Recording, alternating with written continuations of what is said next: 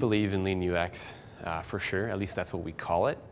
A lot of these things are just inherent to success. You need to be doing these things to be successful, and if you're not, you're yesterday's product. And so we have customers who come in that say, I can't do this process.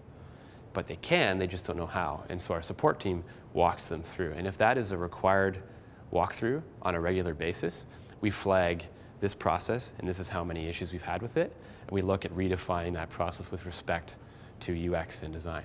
So every day you go into the Vidyard product, things are changing and getting easier to use, but often that makes other things more difficult to use. And so it's a very iterative process, and eventually you might hit perfection, but the reality is you never will. And so UX needs to be a consistent rethinking process.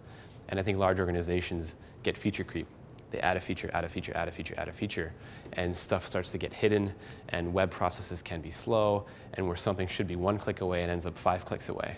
And so our model is everything should be 3 clicks away, and if not, that whole process needs to be rethought.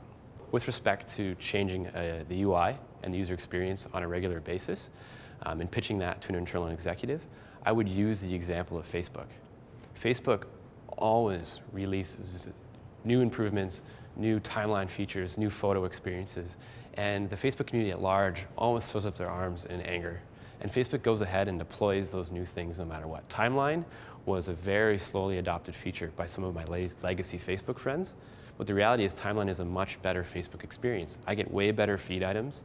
I see the photos that I really do care about, and that's because Facebook algorithms are constantly changing, and they're building the UX to match those algorithmic changes to make a better experience for me.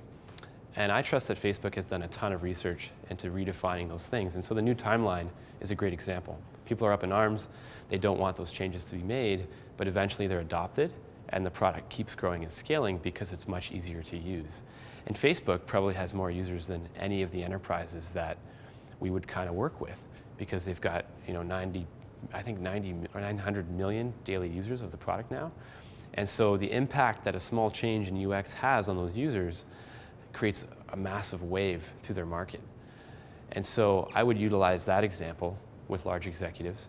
I would also talk to large executives about the opportunity for generating new revenue by making UX changes, because a lot of features in products aren't used. I can think of one large marketing automation company where 90% of their user base uses 5% of the features. And if they used maybe another 10% of those features, there could be tens of millions of dollars in new revenue realized from modifying the UX to make those things easier to use and more easily accessible. So UX changes are directly tied to revenue, and that goes back to this ROI discussion. All that really matters is new money in the bank. And when you're thinking through UX, you should be looking at the impact that's going to have on revenue.